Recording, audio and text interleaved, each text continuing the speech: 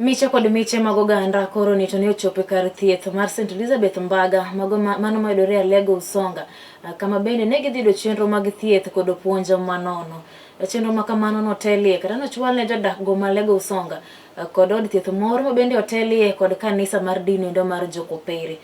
Kaluwore kod jodak ma Lego Usonga en ni chenro maket kod mano endo obiro negi sama ber seche go kuma bende chenro kata kuma mar thieth mar SHA adhi medo kelo wiye pacho kaendi.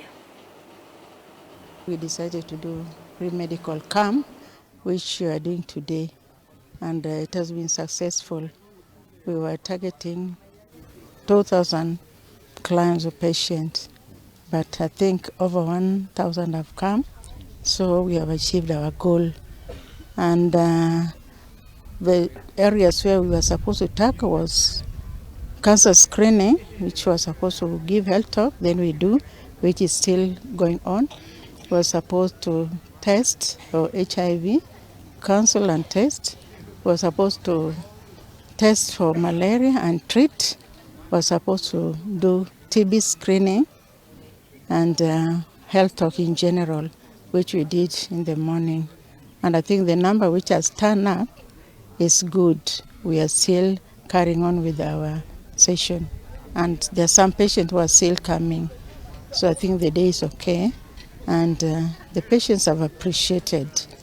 Yeah. Majority are suffering from malaria. Yeah, maybe there's a lot of bushes and some don't use mosquito net, so we have a lot of malaria around. And pneumonia during cold season, like now, I know it is coming to rain, majority will come with malaria. And these chronic diseases like pressure, diabetes, ulcers and cancer. Majina naitwa Beryl Odhiambo, clinical officer Mbaga. Sana sana wagonjwa wengi wenye wamekuja ni wazee, na wazee wako na complication mingi. Sasa tunahitaji kuadvise wazee wachukue SHA kinga ya matibabu na wakuwe na habit ya kuseek medical health care anywhere, any place, anytime. Juu wamekuja hapa wengine wako na shida mingi yenye hata hatuwezi tatua, lakini tunafanya jinsi tunavyoweza kuwasaidia na kuwarifa kwa mahospitali ambao watasaidika. Magonjwa imekuwa ni burden kwa jamii mzima na tunahitaji kujikinga kama jamii. Health talks.